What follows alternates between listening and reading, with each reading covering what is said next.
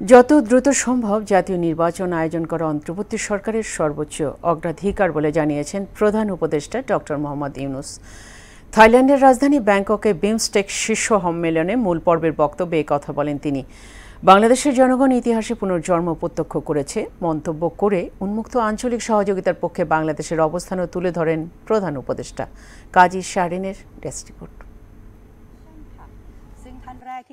শুক্রবার থাইল্যান্ডের ব্যাংককে বঙ্গোপসাগরীয় দেশগুলোর আঞ্চলিক সহযোগিতা জোট বিমস্টেকের ষষ্ঠ শীর্ষ সম্মেলনের মূল অধিবেশনে যোগ দেন অন্তর্বর্তী সরকারের প্রধান উপদেষ্টা ডক্টর মোহাম্মদ ইউনূস। এতে যত দ্রুত সম্ভব প্রয়োজনীয় সংস্কার শেষে সুষ্ঠু, নিরপেক্ষ ও অংশগ্রহণমূলক নির্বাচন আয়োজনে অন্তর্বর্তী সরকারের দৃঢ় প্রত্যয় ব্যক্ত করেন তিনি।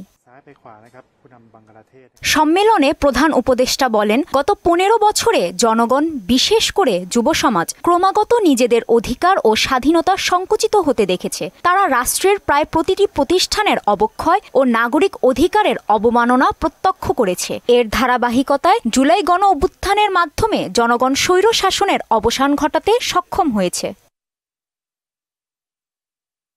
এদিকে সম্মেলনের ফাঁকে ভারতীয় প্রধানমন্ত্রী নরেন্দ্র মোদীর সঙ্গে বৈঠক করেন প্রধান উপদেষ্টা। অন্তর্বর্তী সরকারের দায়িত্ব গ্রহণের পর প্রথমবারের মতো অধ্যাপক ইউনূসের সঙ্গে নরেন্দ্র মোদীর এ বৈঠক অনুষ্ঠিত হয়। কাজী শাহরিন, মোহনা সংবাদ।